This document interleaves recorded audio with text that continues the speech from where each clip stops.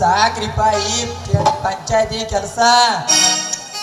ಒಬ್ಬ ಮೆಂಬರ್ ಬರ್ತಾನ ಬಂದ ಹಚ್ಕಡಿ ಓಣಿ ನೀರ್ ಬಿಡಂತಾನ, ಮತ್ತೊಬ್ಬ ಮೆಂಬರ್ ಬರ್ತಾನ ಬಂದ ಇಚ್ಕಡಿ ಓಣಿ ನೀರ್ ಬಿಡಂತಾನ. ಇವ್ರೊಬ್ರು ಗತ್ ನೋಡ್ರಿ, ಪಗಾರ ಕೇಳಂದ್ರೆ ಚೇರ್ಮನ್ ಬರ್ಲಿ, ಚೇರ್ಮನ್ ಬಂದಂತಾರ.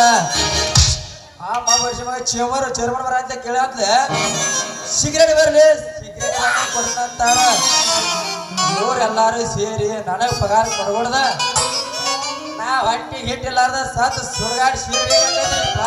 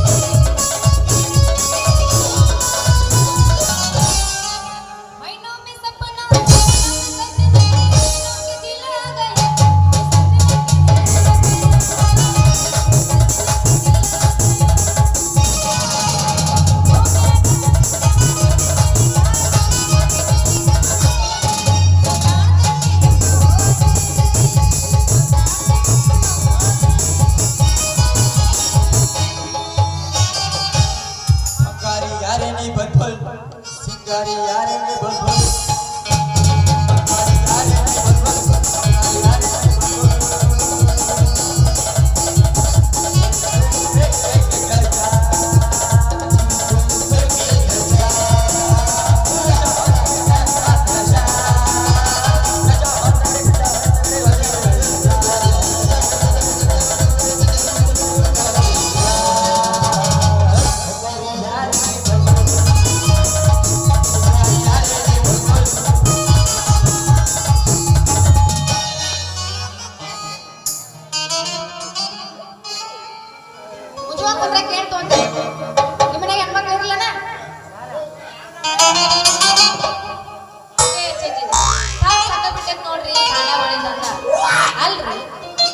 ಪೂರ್ತಿ ತಿಂತಾವ.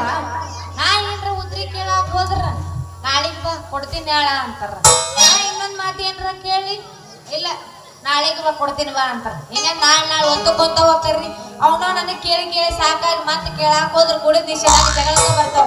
ಸಾಕ್ ಬಿಟ್ಟೆ ನೋಡ್ರಿ ದಂಧೆ. ಇವನ್ನ ಬಿಟ್ಟು ಬ್ಯಾರೆ ದಂಧೆ ನಡೆಸಿದ್ರಾತ. ಈ ಖಾನಾವಳಿ ದಂಧೆಗೆ ದೊಡ್ಡ ನಮಸ್ಕಾರ ನೋಡ್ರಿ. ಯಾಕ ಬನಶಂಕರಿ ಎಲ್ಲಿ ಬಂದಿ ದಂಧೆಗ? ಯಾವ ದಂಧೆಗ? ಅದಲ್ಲ ಖಾನಾವಳಿ ದಂಧೆಗ. ಅದಂತ ಒಂದ್ ನೀ ಹಂಡಿ ಬಡ್ಕೊಂತಿ ಅಂದ್ರ ನನಗಷ್ಟ ತೋರ್ಸದಾಗಲ್ಲ, ಅದಕ್ಕೆ ಕೇಳಿದ್ದೆ. ಲೇವಿ ನನ್ನಕ್ಕೆ ಅನ್ಕೊಂತ ಕುಂತ ಅಂದ್ರ ದೋಸ್ತ ಮತ್ ನೋಡ ನಿನ್ನ ನಡನ ಮುರಿತೀನಿ. ನಡ ಮುರಿದ್ರು ಚಿಂತಿಲ್ಲ, ನೀ ನನ್ನಕ್ಕೆ ನಿಮ್ಮಕ್ಕೆ ಅಣ್ಣಕ್ಕೆ ಮತ್ ನೋಡ ಬಾಯಾಗಿನ ಹಲ್ಲಾಗ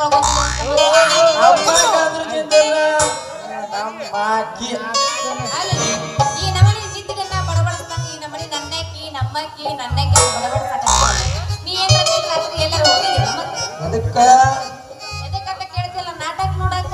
ಯಾಕಂದ್ರ ಇದು ನೀ ಏನ್ ಡೈಲಾಗ್ ಹೊಡಿಯಕತ್ತಿಯಲ್ಲ, ಇದು ನಮ್ ಸುಧೀರ್ ಅನ್ನೋ ಡೈಲಾಗ್ ಐತ್ಯಾ. ಅದಕ್ಕ ನೀ ಏನ್ರ ನಾಟಕ ನೋಡಕ್ ಹೋಗಿದ್ದೀನ ಅಂತ ಕೇಳಿದ್ವಿ.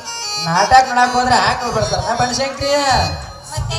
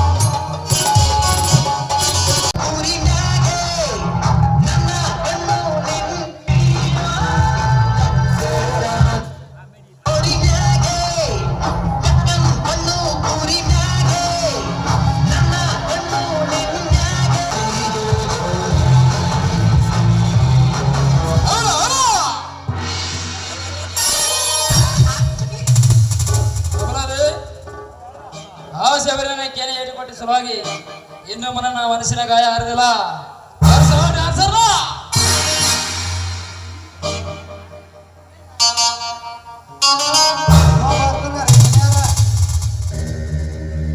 ದೇವರಾಜಿ ಮಾತನಾಡಿ ಆದ್ರೆ ನಿನ್ನನ್ನು ಮನೆಯಿಂದ ಹೊರತಳ್ಳಬೇಕಾಗುತ್ತದೆ.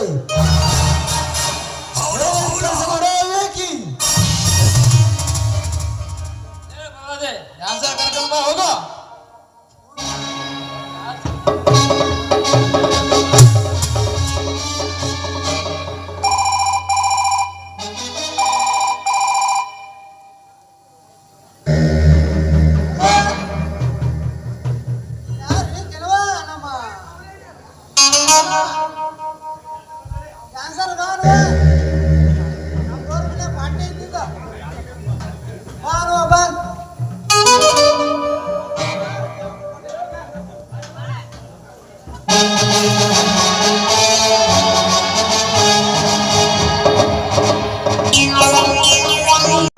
ಕೊಡಾಕ್ ನಮ್ಮ ಅಪ್ಪನ ಕತ್ ಹೇಳೋಕೈತ್ರಿ ತುಳ್ಳಾಡ್ ಕೊಡ್ತು ನೋಡ್ರಿ ಈಗ.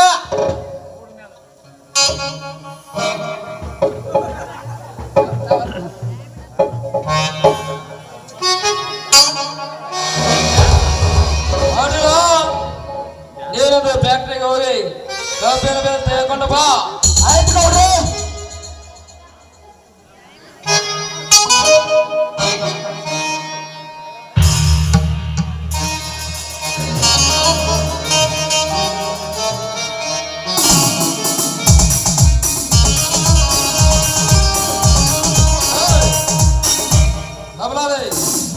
ನೀನು ಬೇಡಿಗೆ ಹೋಗಿ ಸಿಂಗಾಚಲ ಮಾಡಿಕೊಂಡು ಬಾ. ನಾನು ಬೆಂಗಳೂರಿಗೆ ಹೋಗಿ ಸೇಎಂಗೆ ಭೇಟಿಯಾಗಿ ಬಿಡ್ತೇನೆ. ಆಯ್ತು ಅಪ್ಪ, ನಮ್ಮ ಹಳ್ಳಿ ಡೇಟ್ ಫೋನ್ ಮಾಡಿತ್ತು, ಅಲ್ಲಿಗೆ ಹೋಗಿ ಬರ್ತಾನೆ ರೀ. ನಡೆ ನಡೆ.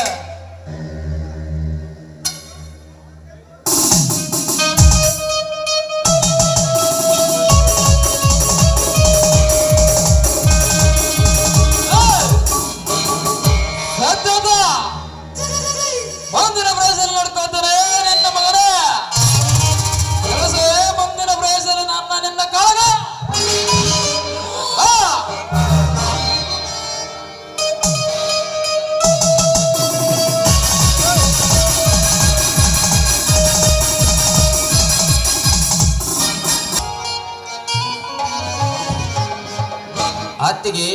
ಅತ್ತಿಗೆಮ್ಮ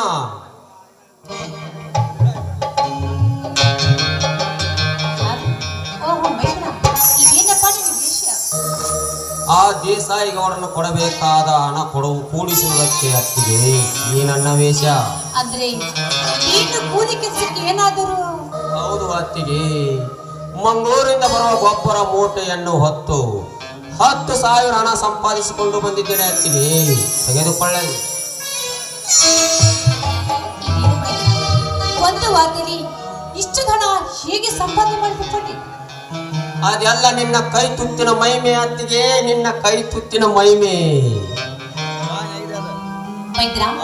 ಅಷ್ಟೊಂದು ಶಕ್ತಿ ಇದು ಎಲ್ಲಿಂದ ಬಂತಪ್ಪ? ಈಗಿನ ಕಾಲದಲ್ಲಿ ಎಲ್ಲ ತಾಯಂದಿರು ಎಮ್ಮೆ ಕಟ್ಟುವುದು, ಬೇರಿಗೆ ಹಾಕಿ ಮನೆ ಸಂಪಾದಿಸುವುದಕ್ಕೆ ಈ ನನ್ನ ತಾಯಿ ಎಂಬ ಶಬರಿ ಈ ಜಮದಗ್ನಿಯ ಡೈಲಿಗೆ ಹಾಕಿ ಒಂಟಿ ಸಲಗದಂತೆ ಮಾಡಿದ ಅತ್ತಿಗೆ ನೀನು ತುಂಬಾ ಧೈರ್ಯವಂತೆ ಅತ್ತಿಗೆ, ತುಂಬಾ ಧೈರ್ಯವಂತೆ. ಈಗಿನ ಶಕ್ತಿ ಎಷ್ಟು ಕೊಂಡಾದ್ರು ಸಾಲನಪ್ಪ. ಈ ಹಣವನ್ನು ಒಳಗಡೆ ಇಟ್ಟು ನಿನಗೆ ಕುಡಿಲಿಕ್ಕೆ ನೀರು ತರುತ್ತೇನೆ, ನಿಂತಿಕೊ. ಅತ್ತಿಗೆ ಕುಡಿಯಲಿಕ್ಕೆ ನೀರ ಬೇಡ ಅತ್ತಿಗೆ, ಗೊಬ್ಬರ ಮೂಟೆಯನ್ನು ಹೊತ್ತು ಹೊತ್ತು ಬೆನ್ನೆಲ್ಲ ಕೆತ್ತಿ ಹೋಗಿದೆ. ತುಪ್ಪಕ್ಕೆ ಎಣ್ಣೆ ಹಚ್ಚಿಕೊಳ್ಳುತ್ತೇನೆ ಅತ್ತಿಗೆ, ತಂದು ಕೊಡಿ. ದೊಡ್ಡ ಕೋಣವನ್ನು ನಿನ್ನ ತುಪ್ಪಕ್ಕೆ ನೀನೆ ಎಣ್ಣೆ ಹೇಗೆ ಹಚ್ಚಿಕೊಳ್ಳುತ್ತೀಯ? ಹೌದಲ್ಲವೇ ಅತ್ತಿಗೆ, ನನಗೆ ಅರಿವೇ ಆಗಲಿಲ್ಲ. ಹಾಗಿದ್ರೆ ನಿಮ್ಮ ರೂಪಿಯಡೆ ನಾನು ನಿನಗೆ ಎಣ್ಣೆ ಹಚ್ಚುತ್ತೇನೆ. ಆಯ್ತು ಅತ್ತಿಗೆಮ್ಮ, ನಡೆಯರಿ ಹೋಗೋಣ.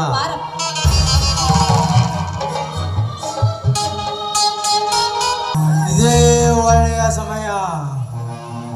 ಹೇಗೋ ನನ್ನ ಜಮದಗ್ನಿ ಕೂಲಿ ನಾಡಿ 10,000 ಹಣವನ್ನು ಲಪಟಾಯಿಸಿಕೊಂಡು ಬಂದಿದ್ದಾನೆ. ಅತ್ತಿಗೆ ಅವರು ಅಣ್ಣನಿಗೆ ಎಣ್ಣೆ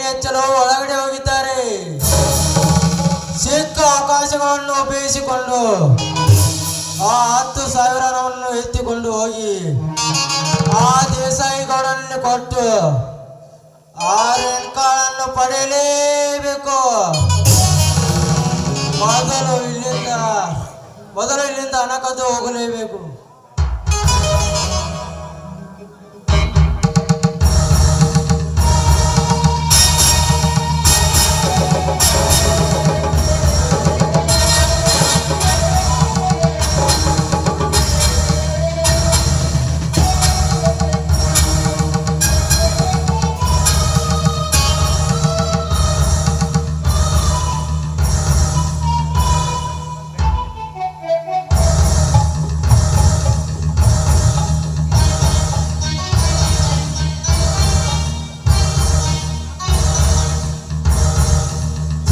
ಬಾರ್ಕೊಳ್ಳು ಬೇಕಾಗಿತ್ತು. ಪಾಪ ಶಬರಿ ಮನೆ ಕೆಲಸದಲ್ಲಿ ತೊಡಗಿರ್ತಾಳೆ. ಅವಳನ್ನೇಕೆ ಹೋಗೋದು? ನಾನೇ ಹೋಗಿ ತಂದರಾಯ್ತು.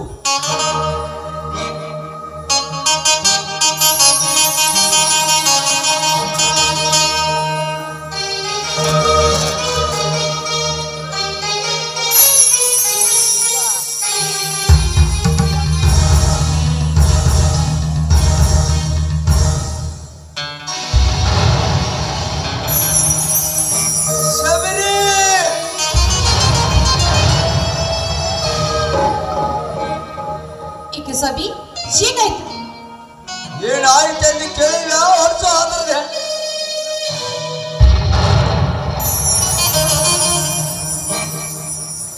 ಅಣ್ಣ ಅತ್ತಿಗೆಗೆ ಹೇಗೆ ಹೊಡೆಯುತ್ತಿದ್ದೀರಿ ಅಣ್ಣ? ಈ ಶಬರಿ ನನ್ನ ಹೆಂಡತಿಯೋ ಅಥವಾ ನಿನ್ನ ಹೆಂಡತಿಯೋ? ಅಣ್ಣ ಏನು ಮಾತನಾಡುತ್ತಿರುವಿರಿ ನೀವು? ಮಾಡೋದೆಲ್ಲ ಮಾಡಿ ಏನು ವರದೆ ಮಾತಾಡುತ್ತೆ ನಡೆಸುವ ಕತ್ತೆ. ಹೊಡೆ ಅಣ್ಣ ಹೊಡೆ, ನಿನ್ನ ಮನಸ್ಸಿಗೆ ತೃಪ್ತಿ ಆಗುವವರೆಗೆ ಹೊಡೆ. ಆದರೆ ಯಾವ ಕಾರಣಕ್ಕಾಗಿ ಹೊಡೆಯುತ್ತೀರೆಂದು ಹೇಳಿಬಿಟ್ಟು ಹೊಡೆಯಣ್ಣ, ಹೇಳಿಬಿಟ್ಟು ಹೊಡೆ. ನನ್ನ ರೂಮಿನಲ್ಲಿ ನೀವಿಬ್ಬರು ಏನು ಮಾಡ್ತಿದ್ದೀರಿ? ಅಣ್ಣ ಒಬ್ಬರ ಮೂಟಿಯನ್ನು ಹೊತ್ತು ಹೊತ್ತು ದುಬ್ಬೆಲ್ಲ ಕೆತ್ತಿ ಹೋಗಿತ್ತಣ್ಣ. ಅತ್ತಿಗೆ ದುಬ್ಬಕ್ಕೆ ಎಣ್ಣೆಯನ್ನು ಸವರುತ್ತಿದ್ದಳಣ್ಣ, ಎಣ್ಣೆಯನ್ನು ಸವರುತ್ತಿದ್ದಳು. ಹೌದು ಸಬಿ, ಅವ ಹೇಳ್ತಿರೋದು ಅಷ್ಟೇ. ಹಾಗಾದ್ರಿ ನಿಮ್ಮ ಮಾತು ನಿಜ ನಂಬಬೇಕಾದ್ರಿ ಮೂಟೆ ಹೊತ್ತು ತಂದ ದುಡ್ಡು ಎಲ್ಲಿದೆ ತೆಗೆದುಕೊಂಡು ಬಾ. ಸಬಿ ಒಳಗಡೆ ಇದೆ.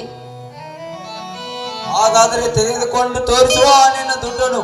ಆಯ್ತು ಸಬಿ, ತೆಗೆದುಕೊಂಡು ಬರುತ್ತೆ.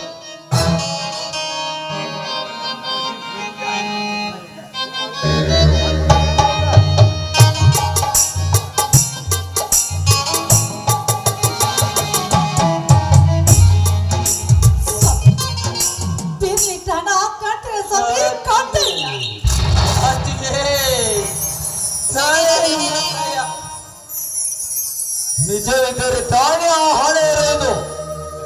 ನಿಮ್ಮಿಬ್ಬರ ಕಳನಾಡಿಕೆಗೆ ಮರಳಾಗುವ ಮಂಕದಿ ನೀನು ಹಣ.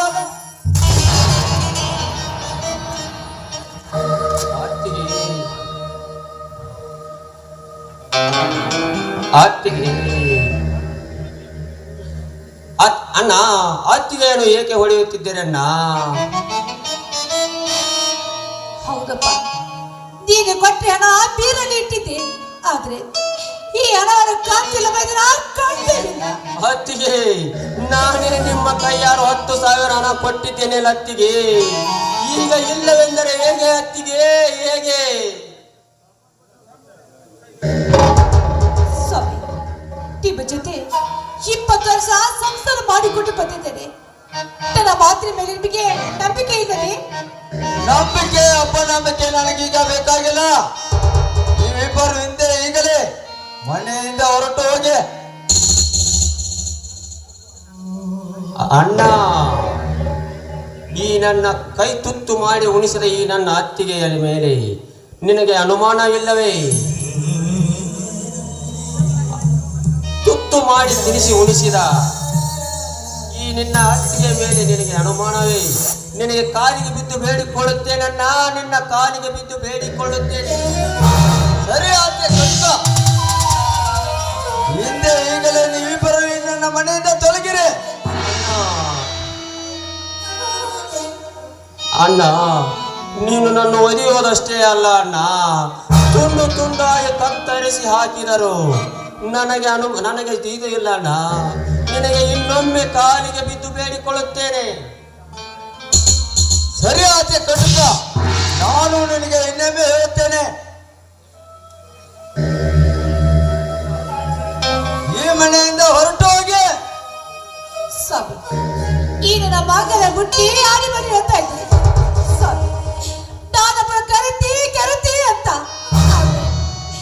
ದಯವಿಟ್ಟು ಕೇಳ್ತಾ ಇದ್ದೀನಿ, ಈ ಮನೆ ಬಿಟ್ಟು ಮಾತು ಹೊರ ಹಾಕಬೇಡಿ.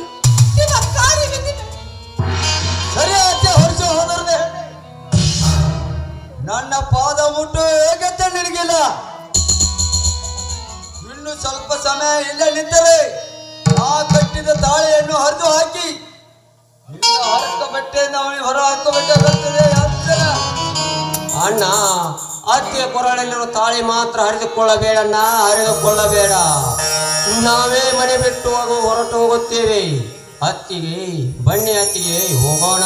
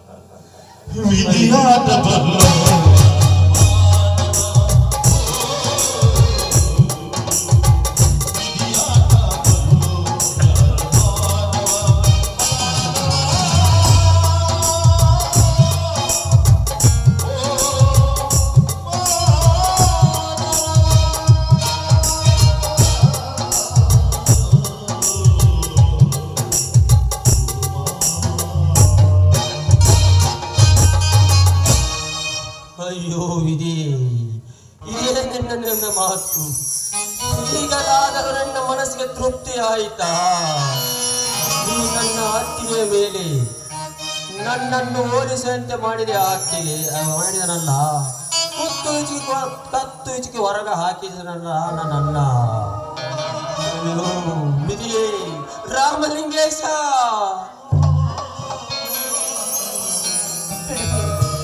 ಇಂಥ ಗೌರವದ ಅಪದ ಹೊತ್ತಿಕೊಂಡು ಮನೆ ಬಿಟ್ಟು ಬಂದ್ರೆ ಖಂಡಿತ ಮೈದ್ರ ನಾನು ಬದುಕಿರಲಾರೆ.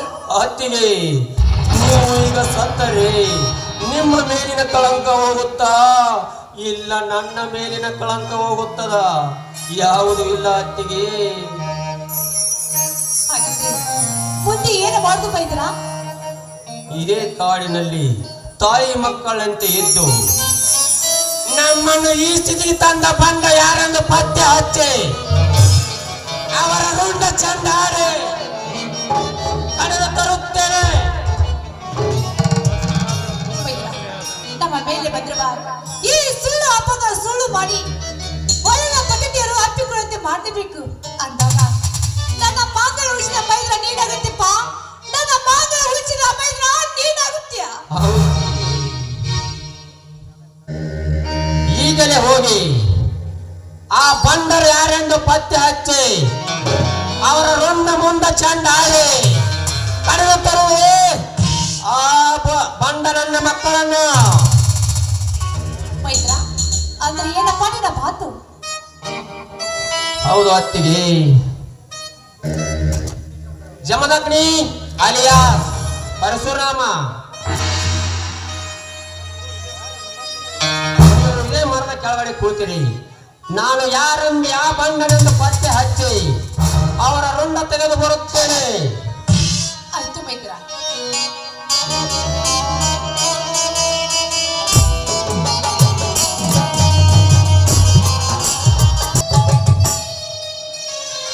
ಅಂತೂ ಆ ದೇಸಾಯಿಗೌಡ ಹೇಳಿದಂತೆ ಇಂದಿನ ಬಾಗಿಲು ಹೋಗಿ 10,000 ಹಣವನ್ನು ಅಪಹರಿಸಿಕೊಂಡು ಆ ನನ್ನ ಮನೆ ವಿಚಿತ್ರ ಮಾಡಿದೆ. ಆ ದೇಸಾಯಿಗೌಡ ನನಗೆ ಕೊಟ್ಟ ಮಾತಿನ ಪ್ರಕಾರ ತನ್ನ ತಂಗಿ ರೇಣುಕಾ ನನಗೆ ಕೊಟ್ಟರೆ ಅವಳೇ ಮಹಾರಾಣಿ, ನಾನೇ ಮಹಾರಾಜ.